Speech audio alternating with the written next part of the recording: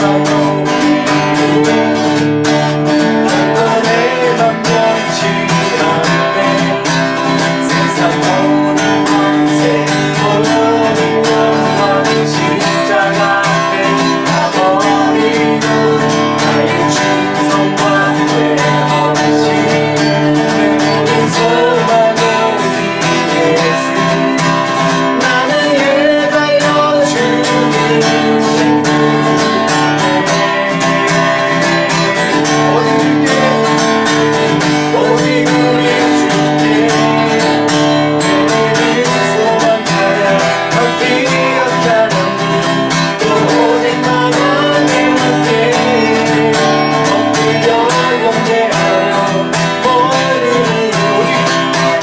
오직 우리 주께 내 힘을 소망 찬양 받기였다니 또 오직만 하길 원해 엎드려 경배하며 모든 나를 지으시고 아버지 되시고 나를 구원하사 하늘에 삼으신 오직 우리 주님께 찬양하리. 다시 한번 합시다. 나는 주님만 한동에만 미치지 않네. 세상 모든 것에 모든 영광 십자가 앞에 다 버리고 나는 충성과 내 헌신 내 모든 소망 오직 예수 나는 해달려주는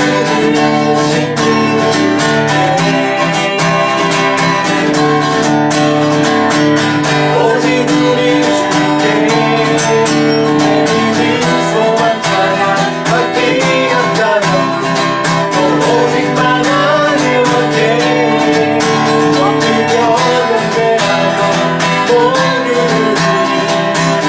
오직 우리 주께 내 믿음 소망 찬양 받기였다면 오직만 하길 원해 엎드려 경배하며 모든 반드시 나를 지으시고 아버지 되시고 나를 구원하사 하늘에 삼으신 오직 우리 주님께 찬양하리.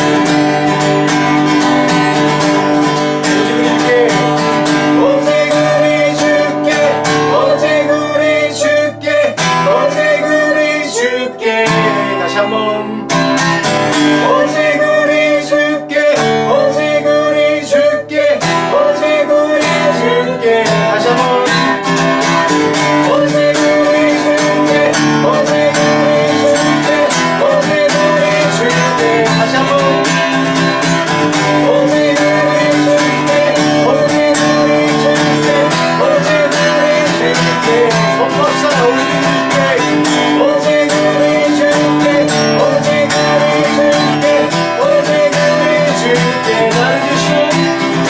나를 지으시고 아버지 되시며 나를 구원하사 하늘에 삼으신 오직 우리 주님께 나 찬양하리.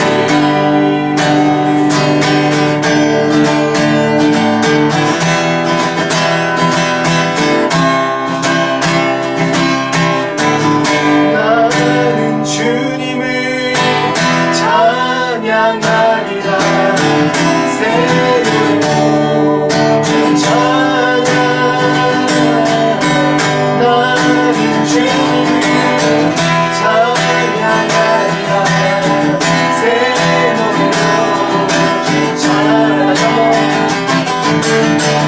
나는 주님을 찬양하리라 새로 주 찬양 나는 주님을 찬양하리라 새로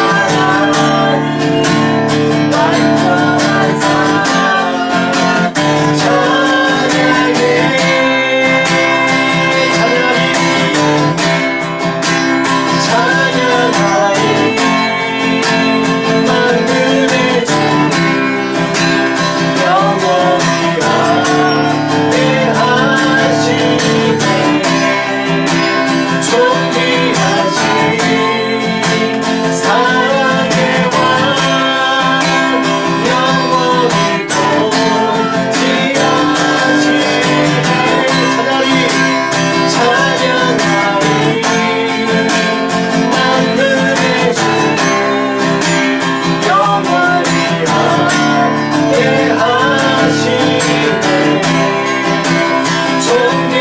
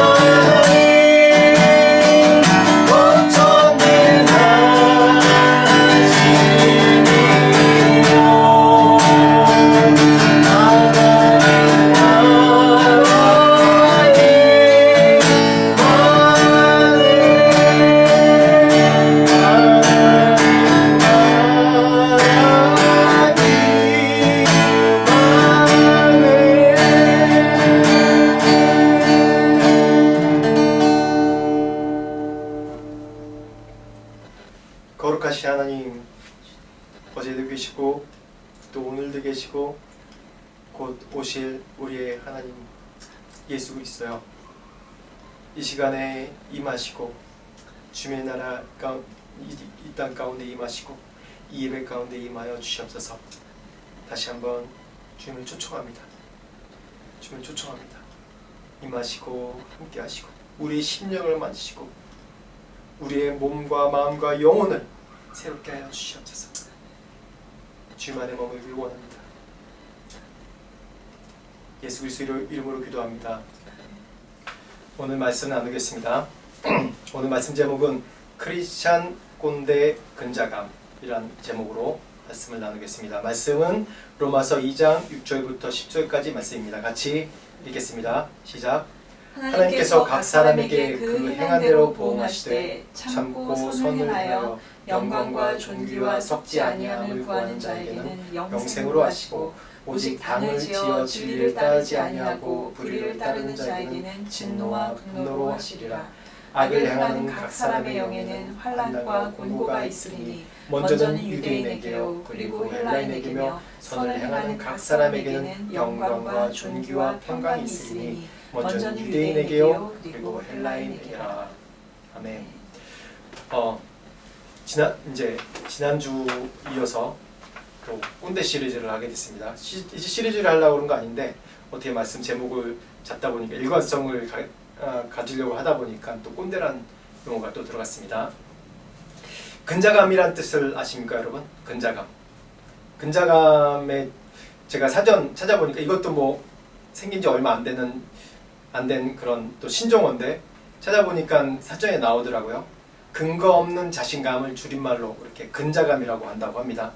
그런데 저는 좀 이거 유대인들에게는 근거 있는 자신감이 있었습니다. 근자감. 저는 근자감을 여기서 근거 있는 자신감으로 해석을 하겠습니다. 이 자신감에도 뭐 몇 가지가 있는데 근거 없는, 진짜 여기 이제 사전에 나온 것처럼 근거 없는 자신감, 근자감은 뭐라고 하냐면 허세, 허풍이라고 합니다.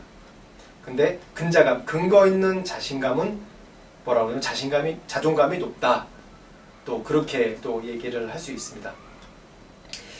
제가 인도에 있을 때 한 10년 넘게 저랑 뭐 사역적으로나 개인적인 인연으로나 관계없는 그 교회가 10년 넘게 매년마다 저의 사역지를 방문했습니다.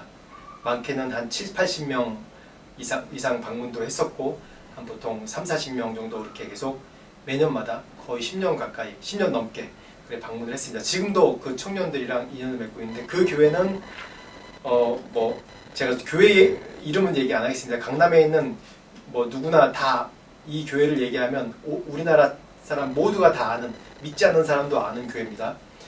저랑 전혀 연관이 없는 교회인데 어떻게 이렇게 이제 연결이 됐어요. 그래서 2004년부터 제가 선교지를 나오기 바로 전까지 계속 이제 전도행을 왔습니다. 그 팀으로 인해서 매년마다 사역적인 그런 접근이 새롭게 일어났고 창의적 접근이 계속 새롭게 일어나서 지금도 제가 그 교회가 정말 고맙고 또 사역적으로 저와 굉장히 좋은 동역자 관계여서 정말 많은 도움을 받은 그런 기억이 있습니다. 근데 제가 한국에 가면 그 교회를 가요.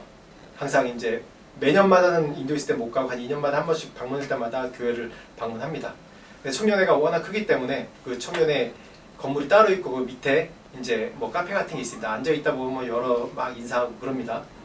근데 그 한 청년이 저에게 그럽니다. 제가 이제 청년들이 너무 이제 재능도 많고 그래서 저 청년 어떠고 막 저 청년은 또 비즈니스를 너무 잘하는 것 같아. 또 외국에서 학교 나와서 막 그렇게 물어보고 얘기하는데 한 청년이 저한테 그럽니다. 이 교회에서는 3가지를 자랑하면 안 된다고 합니다. 뭐냐? 첫째, 사회적 지위. 2번째, 학력. 3번째, 돈 자랑하면 안 된다고 해요.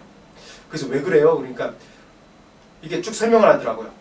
여기 이 교인 중에 누가 또 사회적 지위가 어떻고 또 교인 중에 누가 대부분 뭐 학력은 뭐 어떻고 또 돈 자랑하면 뭐 대기업 총수도 있고 총수급 사람들도 있고 그러니까 자랑하면 안 된대요. 그 말이 맞죠. 그래서 그 교회는 그냥 조용히 자기 자랑하지 말고 겸손히 다녀야 된다고 얘기합니다. 그렇듯이 이 유대인에게는 그렇듯이 말씀 보겠습니다. 다음 말씀 보겠습니다. 로마서 2장 9절에서 10절 말씀 같이 보겠습니다. 이 말씀 읽고 제가 여기서 말씀하도록 하겠습니다. 시작. 악을 행하는 각 사람의 영에는 환난과 공고가 있으리니 먼저는 유대인에게요 그리고 헬라인에게며 선을 행하는 각 사람에게는 영광과 존귀와 평강이 있으리니 먼저는 유대인에게요 그리고 헬라인에게라. 오늘 말씀의 마지막 9절 10절 말씀 다시 한번 읽었습니다.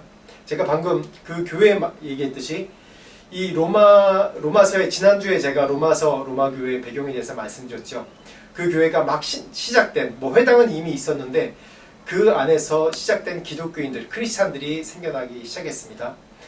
그래서 그 회당 중심으로 이제 교회가 시작됐는데 그 회당에서, 그러니까 막 크리스찬이 된 그 교회에서 이방인들이 와서 그 자랑하지 말아야 될 세 가지가 있어요.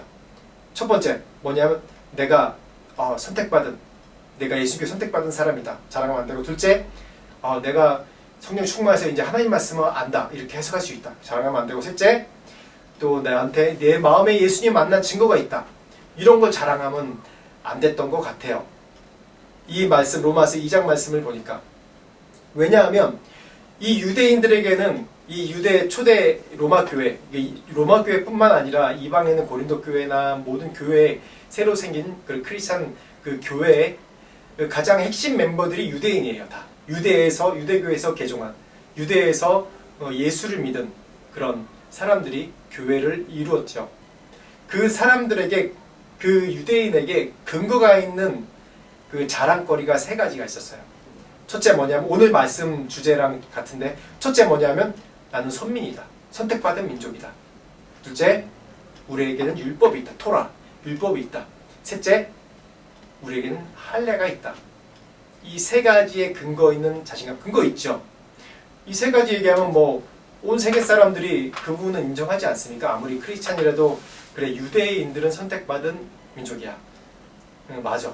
이런 세 가지 정말 중요한 이들이 자부심 가질 만한, 자랑할 만한 그런 것이 있어라고 어느 나라 사람들이 다 인정합니다.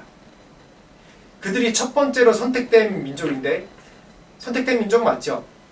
아브라함으로부터 시작해서 이 애굽에서 이 고난 가운데 있을 때 하나님이 선택하셔서 광야로 이끌어낸, 그래서 나라와 민족을 이루게 한 그 백성 맞죠? 선택된 백성 맞습니다. 그 근거가 뭐냐 하면 두 번째입니다. 14절, 15절 같이 말씀 읽겠습니다. 시작. 율법 없는 이방인이 본성으로 율법의 일을 행할 때에는 이 사람은 율법이 없어도 자기가 자기에게 율법이 되나니 이런 이들은 그 양심이 증거가 되어 그 생각들이 서로 혹은 고발하며 혹은 변명하여 그 마음에 새긴 율법의 행위를 나타내느니라. 아멘. 두 번째로 율법입니다. 이방인에게는 율법이 없어요. 율법, 즉 하나님의 말씀이 없어요. 하나님께서 직접 명하신 그런 율법이 없습니다. 없죠. 그래서 14절 말에서 율법 없는 이방인이라고 얘기를 합니다. 율법은 하나님께서 직접 주신 말씀은 이 이스라엘밖에 없습니다. 이들이 출애굽하고 민족을, 출애굽 전에 아브라함 이후로 한 부족, 가족 공동체밖에 안 되는데, 이 가족 공동체, 70여 명이 되는 가족 공동체를 이집트로 가게 하시고 애굽으로 가게 하시고 그곳에서 400여 년 동안 민족을 이루어서 하나님께서 출애굽하게 하십니다. 출애굽하게 하고 하나님의 그 전능하심을 보여주시고, 홍해를 넘어서 전능하심 보여주시고, 그리고 하나님께서 처음으로 이스라엘 백성에게 말씀을 주신 게 뭐냐면 율법입니다. 율법. 10계명이죠. 10계명은 뭐냐면 어떻게 하나님을 섬기는지, 어떻게 내가 선택된 너 백성으로서 나 하나님의 말씀대로 살지에 대해서 얘기해 주는 거예요. 다시 얘기하면 이 율법이란 게 뭐냐면 헌법입니다. 법. 그 나라의 법입니다. 즉 이스라엘의 법은 율법인데, 하나님께서 직접 주신 율법인데 이 이스라엘의 기준이 되는 거예요. 이들의 정체성이 되고 기준이 되는 겁니다. 맞죠? 법이 어떻습니까? 법은 바로 그 나라의 근간이고 그 나라의 정체성 아닙니까? 그렇듯이 이 이스라엘의 기준이 뭐냐면 율법입니다. 하나님 말씀. 그래서 이 사람들이 그 율법을, 하나님 말씀을 얼마나 사랑하냐면 정말 자기 생명과 같이 사랑을 해요. 진짜 지금도 그렇고, 지금도 여기다가 뭐 써붙이고 다니고 이마에다가 뭘 두르고 다니고 뭐 모자를 쓰고 빵모자 같은 거 쓰고 다니고 그러지 않습니까? 지금도 그래요. 지금도 예배 드릴 때나 어디서나 그 자랑스러워하죠. 내가 하나님께 선택받은 백성이고 우리에게 율법이 있다는 그 자부심으로 여기죠.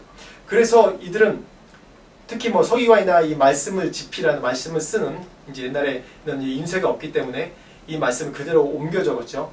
그 쓸 때 하나님, 엘로힘, 야훼라는 단어만 나오면 붓을 빨고 목욕제게 하고 다시 쓰고 그렇게 했다고요. 그리고 함부로 하나님이란 얘기를 부르지 못해서 야훼 하나님이라고 얘기 못해서 엘로힘이라고 얘기하고 또 아도나이라고 얘기하고 여러 가지 단어들이 많습니다.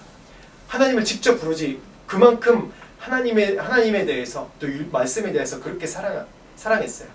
그렇게 선택받은, 하나님으로부터 선택받은 자부심이 있는 민족이에요. 우리나라도 비슷하죠. 우리나라도 아버지의 이름을, 부모님의 이름을 부를 때 뭐라고 합니까? 그냥 그 이름이라고 그러지도 않고 조남이라고 얘기하죠. 그 이름을 어떻게 부릅니까? 무슨 자 무슨 자. 제 이름은 박자 종자 뭐 인자. 제 자식이 제 이름을 얘기할 때 그렇게 사람들한테 얘기할 때 하죠. 그리고 굳이 아버지 이름을 물어보지 않아요. 그렇듯이 하나님께 선택받은, 내가 이분의 자녀다, 이분의 선택받은 사람이다, 또 이 하나님께서 주신 그 율법이 우리에게 있다, 여기에 대한 자부심이 굉장했습니다. 그래서 이방인, 율법 없는 이방인이라고 굉장히 무시했어요. 지금도 그러죠. 율법 없는 이방인이라고 굉장히 무시했어요. 그러니까 로마 교회의 한 공동체 안에서 이제 예수님을 만났다고 온 이 이방인들을 어떻게 받겠습니까? 어떻게 받겠어요? 아, 이 율법도 없는 이 이방인, 선택받지 못한 이방인, 할례도 없는 이방인, 속의 마음은 그런 자부심이 있었겠죠. 그러면서 은근히 같은 공동체로 모여있지만은 이 안에 그런 차별이 은근히 드러났던 것을 성경 말씀 여러 군데 가운데 볼 수 있습니다. 또 초대교회, 예루살렘 초대교회도 그런 것들이 있고요. 이게 인간의 연약함은 어쩔 수 없어요. 자기가 뭔가 가지고 있다, 뭔가 우월하다 그러면 그 우월감을 깨는 거는 정말 힘든 것 같습니다. 제가 선교사로 처음에 나왔을 때도 그런, 저도 모르게 제 안에 이제 우월감이 있는 걸 발견했어요. 그걸 깨는데 참 오래 걸렸어요. 우리나라 사람도 뭐 영어를 잘 대부분 못하지만 이상하게 그 웨스턴 국가, 유럽이나 미국 가면 입 뻥끗도 못해요. 근데 인도나 이 동남아시아 오면 이 초등학교 때 배웠던 영어가 막 나오는 거예요. 그냥 you go. 이게 웨스턴 만나면 go 얘기도 못하는데 그게 보면 이 사람 안에, 우리 안에 있는 우월감에서 나오는 것 같아요. 그렇듯이 이 로마 교회, 이 초대교회 안에는 이런 유대인으로서의 근거 있는 자신감, 유대인으로서의 그런 율법을 맡은 나라이고 또한 하나님께 선택받은 그 백성이라는 그 자신감이 있었습니다. 세 번째로 할례입니다. 이들에게 근거 있는 자신감, 세 번째로 할례. 출애굽기 2장 5절에서 6절 말씀 보겠습니다. 시작. 바로의 딸이 목욕하러 나일강으로 내려오고 시녀들은 나일강 강가를 거닐 때 그가 갈 때 사이에 상자를 보고 시녀를 보내어 가져다가 열고 그 아기를 보니 아기가 우는지라 그가 그를 불쌍히 여겨 이르되 이는 히브리 사람의 아기로다. 그 유대인에게서 정말 중요한 표시 중에 하나가 할례입니다. 출애굽기에서 히브리인들이 하나님이 축복하셨어요. 인원이 늘어나고 또 인원이 점점 그 애굽에 있을 때 인원이 점점 늘어나자 처음에 70명밖에 안 되는데 인구가 기하급수적으로 늘어난 거예요. 그러자 바로가 이제 요셉을 기억하지 못하는 그런 세대가 지나가고 바로가 이 이집트 왕이죠. 바로가 처음에 어떻게 했냐면 그 유대인들을 중노동을 시킵니다. 그래서 아이를 더 못 낳게 하려고. 근데 하나님이 축복하셔서 아이가 점점 더 많아지는 거예요. 인구가 점점 더 많아져요. 그래서 그 다음 한 게 뭐냐면 그 히브리 산파들, 이제 아이를 낳는 도움을 주는 산파들에게 아이를 낳으면 죽이라고 얘기해요. 남자애를. 근데 이 히브리 산파들이 하나님을 경외하기 때문에 그렇게 하지 않죠. 히브리 여인들은 너무 힘이 좋아서 우리가 도착하기 전에 벌써 애를 다 낳습니다 라고 얘기를 하죠. 그래서 이것저것도 안 되니까 바로가 어떻게 합니까? 무조건 아이를 낳으면 법으로 명령을 하죠. 낳으면 남자인 나일강에 던져버려라라고 그 출애굽기에 나옵니다. 그러할 때 이제 모세를 이 3개월 동안, 석 달 동안 숨겨두다가 안 되니까 이제는 정말 나일강에 버리게 됐어요. 그래서 이 갈대 상자의 역청을 이어서 그 안에 담아두고 보냅니다. 또 보냅니다. 그리고 어디 흘러가나 계속 쫓아가죠. 그러다가 그때 마침 방금 말씀 읽은 것처럼 바로의 딸, 그 공주가 목욕하러 나왔다가 나일강에 나왔다가 갈대 상자에 내려오는 거 보고 딱 보고 아이가 우는 것을 보고 어떻게 해요? 아, 히브리인의 아이구나라고 얘기합니다. 어떻게 할까요? 히브리인의 아이인지 어떻게 알았을까요? 할례 받은 것을 보고 알았죠. 이 말씀은 즉 히브리인밖에 할례를 안 받았다는 거예요, 당시에. 그래서 몸의 할례라는 것은 내가 선택받은 백성이다라는 그런 증거예요. 계속해서 말씀을 계속 보면 이제 말씀 순서대로 보면서 이 세 가지 자랑이 뭔지에 대해서 또 바울이 어떻게 이 세 가지의 근자감, 유대인의 근거인 자시감이 어떻게 잘못됐는지, 어떤 질문을 통해 되는지 계속 말씀 보겠습니다. 17절, 18절, 19절 같이 계속 읽겠습니다. 시작. 유대인이라 불리는 내가 율법을 의지하여 하나님을 자랑하며 율법의 교훈을 받아 하나님의 뜻을 알고 지극히 선한 것을 분간하며 맹인의 길을 인도하는 자여 어둠에 있는 자의 빛이요. 이 유대인들은 율법을 의지하고 하나님을 자랑하는 사람들입니다. 그래서 율법의 교훈을 받아 하나님의 뜻도 알고 선한 것을 분간합니다. 왜 그럴까요? 이 사람들은 유대인들은 어렸을 때부터 모세오경을 달달달 외워요. 즉 율법을 달달달 외워요. 그래서 성인이 될 때까지 이것을 다 외워야 돼요. 그리고 지난주에 제가 말씀드렸듯이 회당에서 모여서 말씀 강독을 할 때 성인이면 누구나 다 손을 들고 그 말씀을 해석할 수 있는 권한이 주어져요. 우리나라는 목사 안수 받아야지 설교하고 교회 세우고 설교하고 모으고 막 그렇게 하지 않습니까? 이때는 유대인들은 다 말씀을 강독할 성인이라면 자격이 주어져요. 그 뜻이 무엇입니까? 말씀을 충분히 알고 판단할 수 있고 그 말씀의 선악간을 구분할 수 있고 말씀이 우리 삶 가운데 주는 기준이 무엇인지 하나님의 뜻이 무엇인지 분명히 아는 사람들이라는 뜻입니다. 그렇죠, 여러분? 말씀을 전해본 사람은 알 거예요. 성경 말씀을 풀어서 해석해본 사람은 알 거예요. 이 말씀이 내 삶의 기준이 되지 않으면 그 이해가 되지 않으면은 이걸 말씀을 풀어서 설명할 수가 없어요. 그렇기 때문에 유대인들은 성인이라면 다 선악간에 구분할 수 있고 이 인생의 기준이 인생의 하나님의 말씀의 기준이 어떤 건지 선한 것인지 분명히 알 수 있는 그런 지혜가 있었습니다. 축복이죠. 이게 바로 율법을 맡은 자, 토라를 맡은 자의 축복입니다. 그래서 이 모태신앙, 이 크리스찬 중에 모태신앙을 이게 부정할 수 없는 축복이에요. 왜냐하면 어렸을 때부터 보면 뭐 가정예배 드리고 또 신앙 있는 가정예배도 드리고 말씀 읽고 부모님으로부터 듣는 얘기가 말씀에 관한 얘기고 세상의 기준 가운데 어떻게 살아야 된다고 말씀 듣고 어떻게 하시든지 어렸을 때부터 말씀을 듣든지 어떻게 하든지 이 말씀 가운데 노출되어 있는 삶을 살고 있어요. 예배 가운데 노출되어 있는 삶을 살고 있고 이 어렸을 때 이 조기 교육이 얼마나 중요한지 우리가 알죠. 어쩔 수 없이 이 모태신앙을 어렸을 때부터 듣고 보고 기준이 되고 그런 게 예배 생활이고 교회 생활이고 말씀이에요. 그렇기 때문에 아무리 이 인생 중반에 타락을 했더라도 나중에 다시 깨닫고 되돌아오는 경우가 많이 있습니다. 그래서 이 말씀, 어렸을 때부터 말씀을 배우고 말씀을 교육하는 게 너무 중요해요. 그래서 지금까지도 하나님이 유대인들을 놓지 않고 계시고 다시 돌아올 거다라고 말씀하시고 있지 않습니까? 그런 운동도 계속 있고요. 로마서 3장 1절, 2절 말씀 보고 또 계속 20절 말씀 같이 보겠습니다. 시작. 그런즉 유대인의 남이 무엇이며 할례의 유익이 무엇이냐? 범사에 많으니 우선은 그들이 하나님의 말씀을 맡았습니다. 로마 3장 1절에서 2절이고 20절 말씀 읽겠습니다. 시작. 율법에 있는 지식과 진리의 모본을 가진 자로서 어리석은 자의 교사요 어린아이의 선생이라고 스스로 믿으니.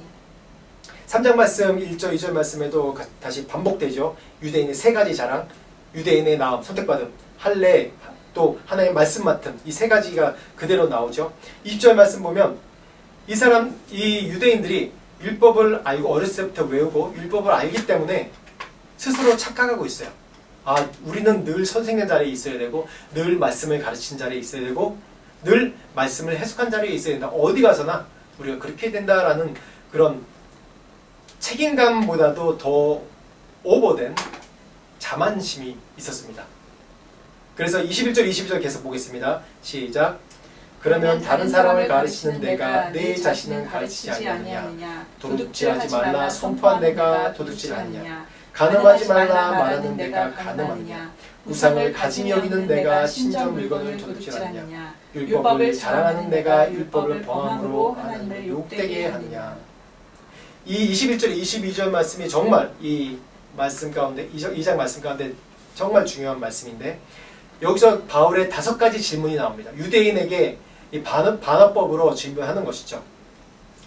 이 5가지 질문은 뭐냐면 첫 번째, 다른 사람 가르치는 것, 또 도둑질하지 말라 했는데 도둑질하는 것, 또 우상을 간음하지 말라는데 간음하는 것, 우상을 가짐이 여기는데 신전 물건을 손대는 것, 또 율법을 자랑스럽게 여기는데 율법을 범하는 것. 이 5가지 질문을 반의법으로 얘기합니다. 이 5가지 질문이 뭐냐면 이 유대인의 정체성이죠. 이스라엘 민족의 정체성입니다. 이 근자감을, 근거 있는 자신감을 흔드는 근본적인 질문입니다. 어떤 사도들보다 사도 바울이 이 질문을 예리하게 할 수 있는 사람이었습니다. 왜냐? 누구보다도 유대인들의 장단점을 잘 아는 사람이었어요.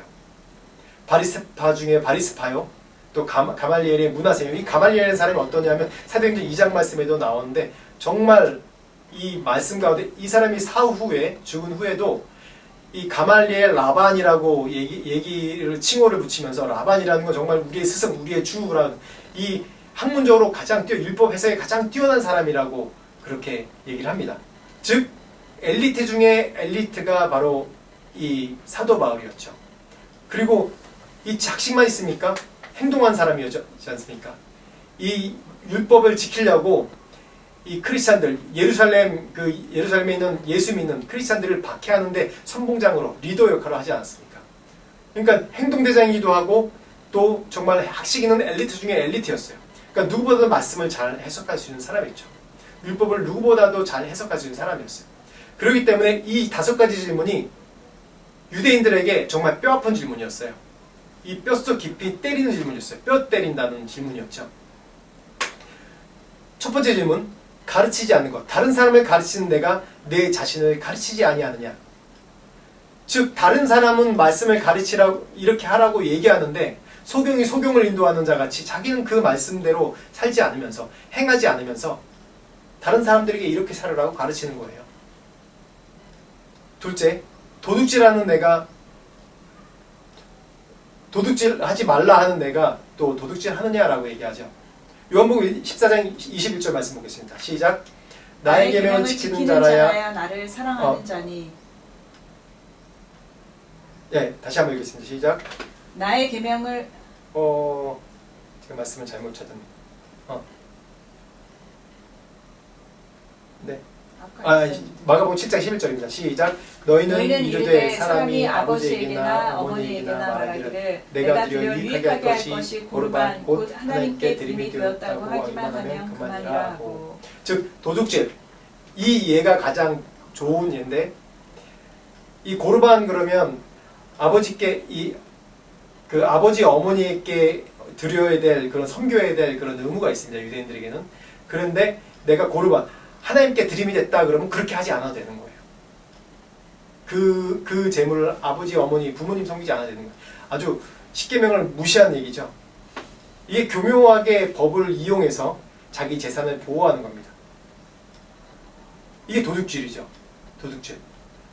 하나님 말씀을 율법을 지키라고 얘기하면서 자기는 고르반 그러고 말씀을 지키지 않는 자이기도 하고 참 지금도 우리나라도 그렇지만 법을 잘 안다는 사람이 도둑질을 정말 공식적으로 해요. 법적으로 해요.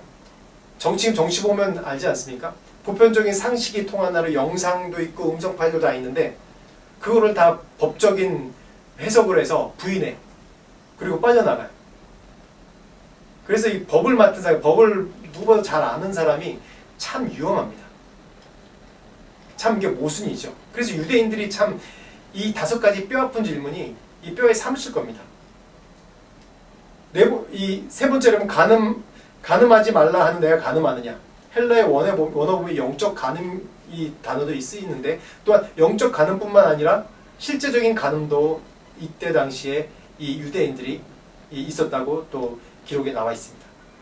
그리고 우상을 가증히 여기는 내가 신전 물건을 도둑질하느냐. 우상을 섬기지 말라고 그렇게 가증스러운 물건을 이제 버리라고 이렇게 얘기하면서도 보면 자기가 돈 되는 일들을 보면 뭐든지 우상의 물건이건 뭐 물건이건 자기만 그걸로 하지 않으면 된다 하면서 파는 거예요. 다 장사예요, 장사. 자기 손만 더럽히지. 근데 자기 손이 더럽히는 거죠. 장사를 하는 거예요, 그런 거. 유대인들이 나라를 잃고 흩어지면서 이제 전 세계에 흩어져 살았습니다. 아주 유명한 소설 있죠. 베니스의 상인이라는 그런 베니스의 상인의 소설을 보면 유대인이 어떻게 나옵니까? 고리대금업자, 아주 흉측한 고리대금업자로 나오죠. 그래서 그 중세 유럽 당시에 이 반유대 정서가 있었어요. 유대인 정서가 있었어요. 그 얘기가 뭐냐면 이 돈노름을 하는 거예요. 그래서 이 반유대인 정서가 있었어요.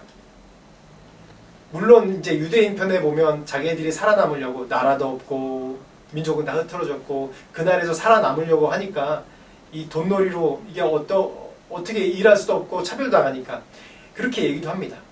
그런데 이 도둑질하는 거예요. 이런 것들이 다. 불법으로 하는 일들이 굉장히 많았죠. 지금도 보면 미국의 연방준비은행 보면 로스차일 가문이죠. 로스차일 가문이 독일계 유대인이에요. 그들이 뭐가 선이고 악인지 잘 분별하는 사람들인데도 불구하고 그런 법들을 자기에 맞게 그냥 자기한테 해석하는 거예요. 합리적으로 해석하는 거예요.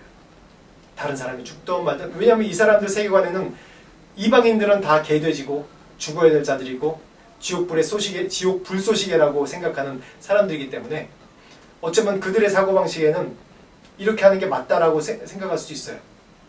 5번째, 율법을 잘하는 내가 율법을 범함으로 하나님을 욕되게 하느냐. 실제로 계속 첫 번째부터 5가지 질문이 동일하게 율법의 말씀에 분명히 얘기하고 십계명에 분명히 얘기하는데 그것을 가르치는 데도 불구하고 자기는 그대로 살지 않고 그걸 범하고 그 법을 비꼬아서 자신에게 유리하게 해석하고 또 그게 모든 것이 범죄함으로 이루어집니다. 그래서 사도 바울이 이 5가지 질문을 통해서 얘기하고 싶었던 것이 있습니다.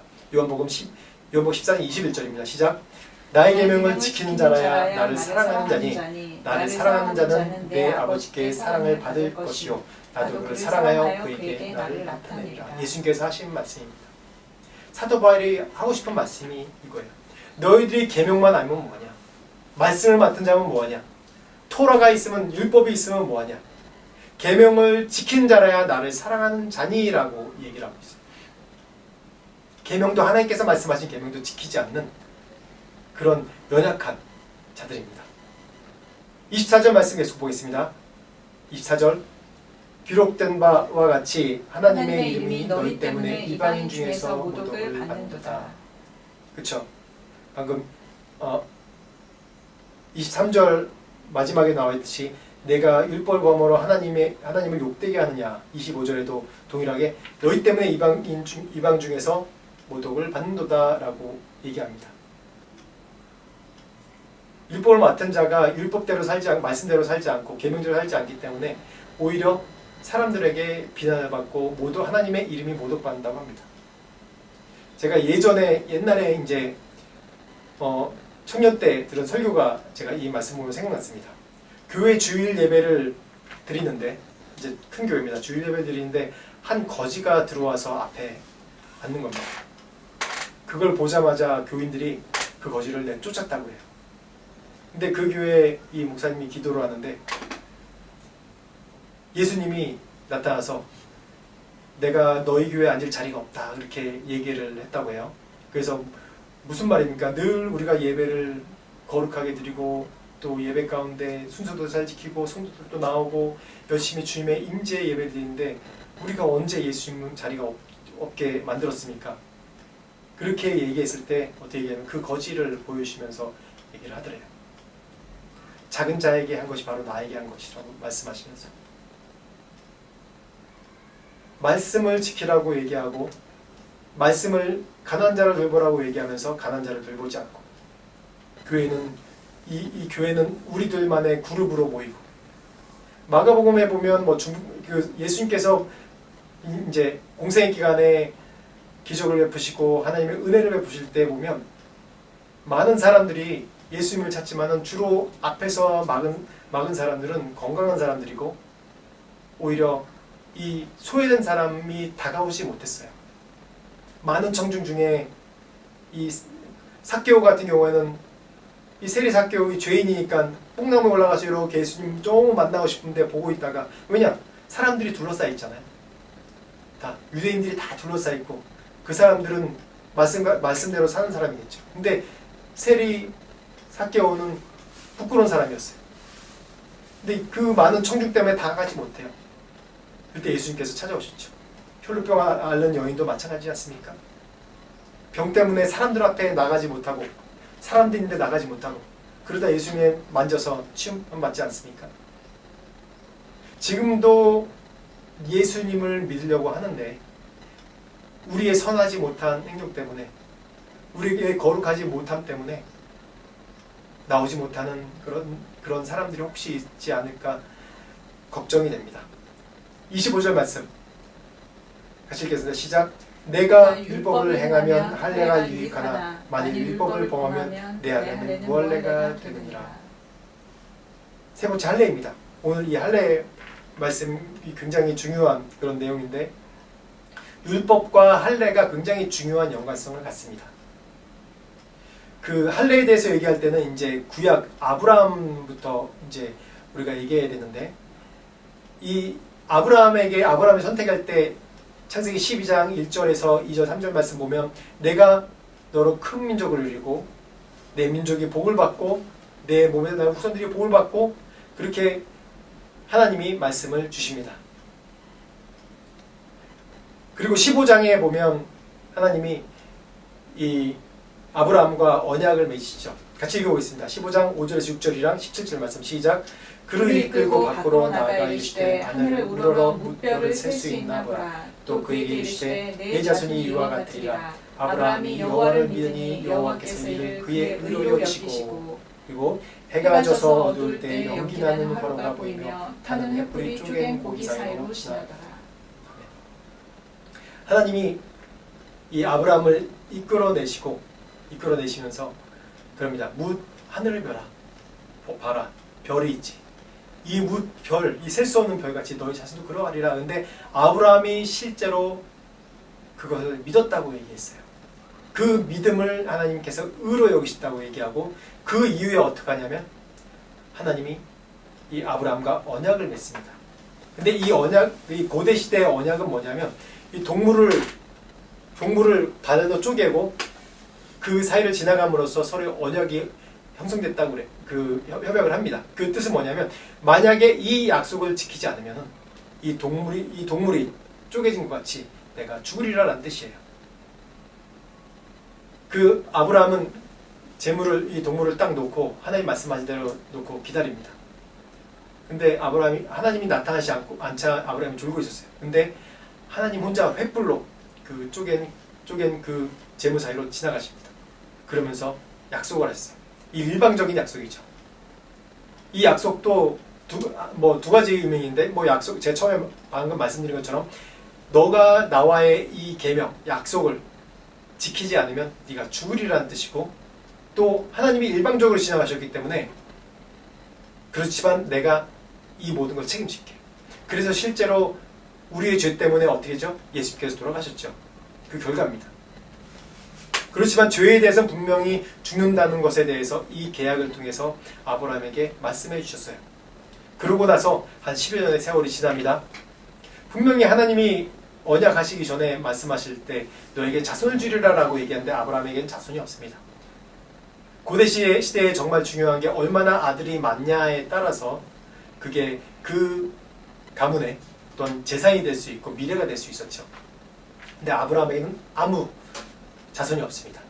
10년이 지난 어느 날 이제 사라가 이 말씀 가운데 쭉 나와 있어. 사라가 하나님 말씀을 자기 인위적으로 자기 생각으로 그리고 성취하려고 자손이 없으니까 하나님 말씀 성취하려고 했는지 아니면 본인 생각인지 그 사라의 몸종 하갈을 이제 첩으로 들이죠. 그래서 하갈의 몸에서 아들이 나온 게 그게 이스마엘입니다. 그래서 이 이스마엘 통해서 자손이 이루게 하려고 이제 아브라함 생각하죠. 그런데 그 이후 하나님께서 이 이후에 하나님께서 아브라함이 나타났다는 그런 얘기가 없어요. 거의 한 13년 동안 아브라함이 나타나지 않습니다. 인연을 딱 끊어버려요. 로마서 1장에서 제가 지난주 이제 말씀 나눈 것처럼 가장 무서운 저주가 뭐냐면 하나님께서 그냥 내버려 두는 거예요. 그냥 알아서 하도록 내버려 두는 거예요. 상관하지 않고 그냥 이 죄 가운데 저주 가운데 살도록 내버려 두는 거예요. 하나님이 아브라함이 이 13년 동안 뭐 하든지 응답도 안 하고 내버려 두는 거예요. 그러자 창세기 17장 말씀에 나옵니다. 17장 말씀 같이 읽겠습니다. 시작. 아브라함이 99세 때 여호와께서 아브라함에게 나타나서 그에게 이르시되 나는 전능한 하나님이라 너는 내 앞에서 행하여 완전하라. 9절에서 10절 말씀 시작. 하나님이 또 아브라함에게 이르시되 그런즉 너는 내 언약을 지키고 내 후손도 대대로 지키라. 너희 중 남자는 다 할례를 받으라. 이것이 나와 너희와 너희 후손 사이에 지킬 내 언약이니라. 아멘. 13년 딱 지나고 하나님이 갑자기 딱 나타나셨어요. 아브라함이 99세 때. 그래서 아브라함에게 첫 마디 한 게 뭐냐면 나는 전능한 하나님이라. 그리고 내 앞에 행하여 완전하라 라고 얘기합니다. 어떠한 꾸지람이나 어떠한 그런 것보다 이 말씀이 정말 더 힘이 있죠. 나는 전능한 하나님, 나는 너의 신실한 하나님이다. 뭐든지 해줄 수 있는 하나님이다. 너도 내 앞에 신실하라. 이 말 속에 굉장히 큰 뼈가 있습니다. 아브라함이 뜨끔했겠죠. 그래서 아브라함이 13년 동안 침묵 계시고 하나님의 섭리 가운데 하나님의 계획 가운데 그 일을 이루시려고 아브라함에게 나타나신 겁니다. 그리고 주신 것이 뭐냐면 할례를 행하라. 너뿐만 아니라 너와 너희 남자 중 모든 자를 할례를 행하라고 얘기합니다. 이 할례가 뭐냐면 남자의 생식 끝을 자르는 것인데 이 의미는 뭐냐면 이 생명의 생명의 근원을 죽이는 겁니다. 이 의미가. 그래서 이 남자 생식기 자를 때 굉장히 이 큰 고통이 있고 피가 납니다. 그래서 난지 8일 만에 행하라는 게 뭐냐면 의학적으로도 이 8일 만에 뭔가 수술을 하면 이게 굉장히 생성이 잘 된다고 해요. 지혈도 잘 되고. 그래서 아브라함에게 이 육체적으로 넌 이미 죽었다. 네가 나의 계명을 어기고 내가 너에게 약속한 자손을 주겠다는 그것을 기다리지 않고 너의 의지대로 너의 힘대로 행했기 때문에 넌 이미 죽었다는 뜻입니다.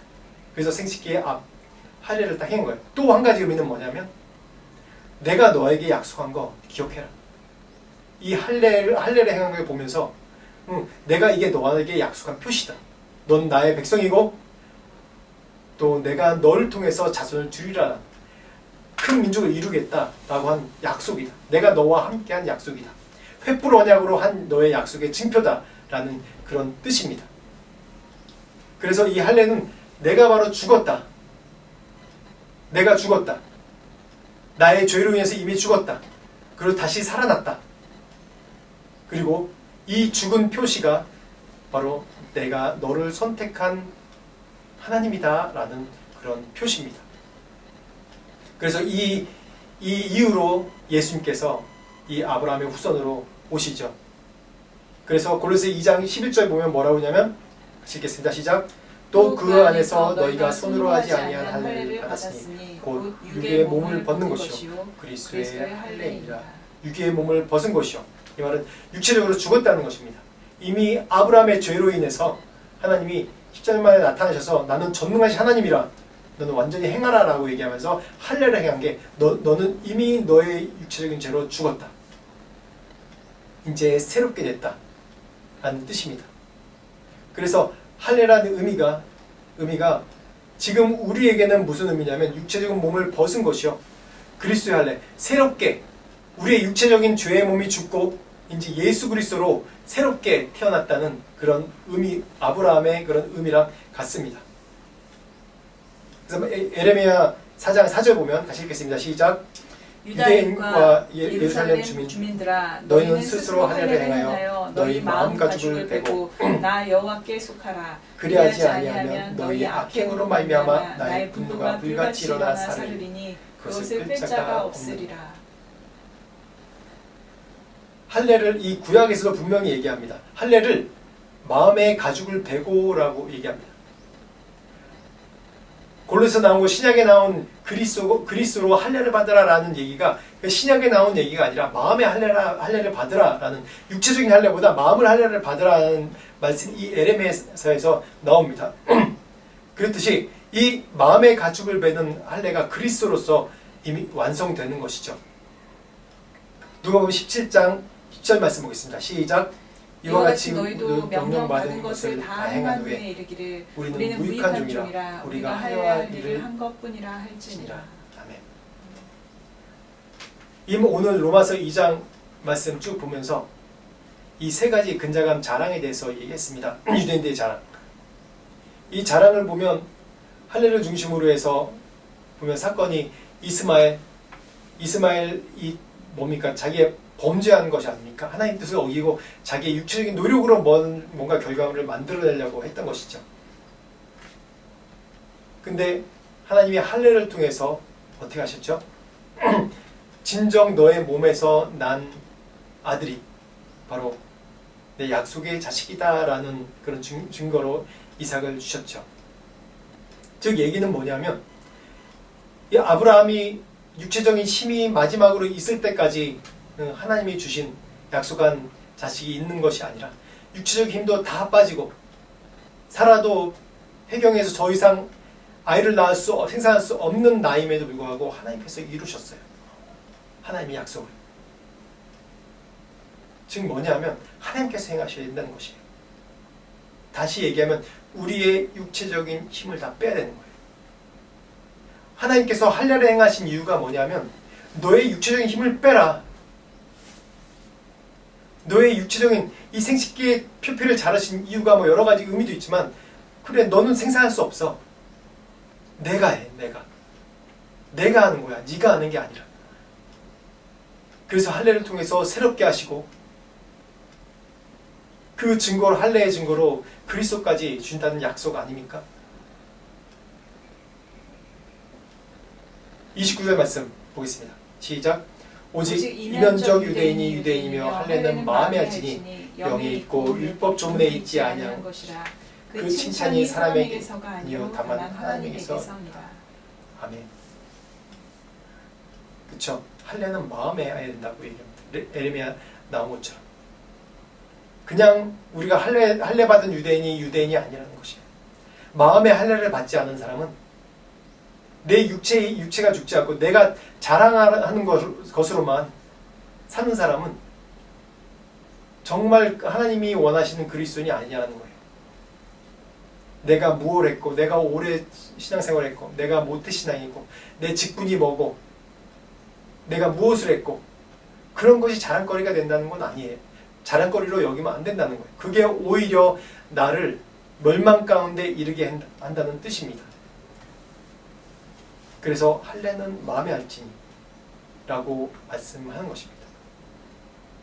누가복음 17장 10절 말씀 마지막으로 한번 읽어보겠습니다. 시작.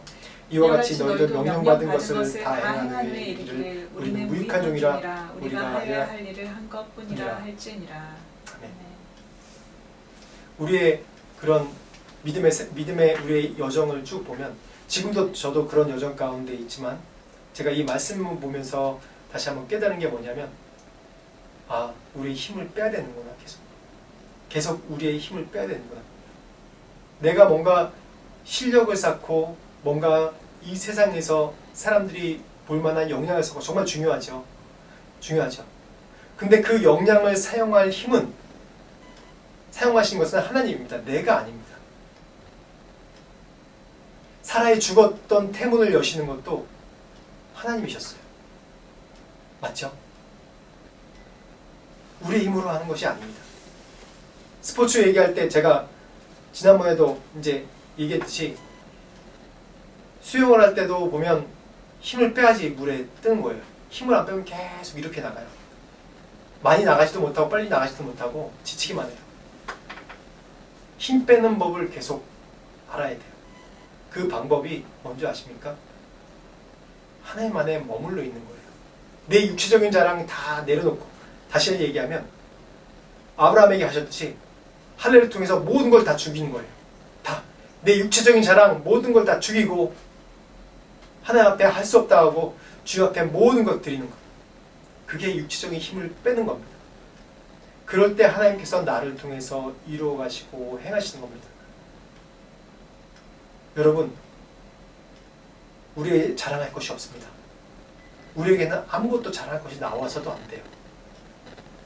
내가 신앙생활을 많이 하고 내 직분이 뭐고 내가 어떠한 업적으로 하나님을 위해서 내 목숨 바쳐 헌신하고 다 힘을 빼야 돼요.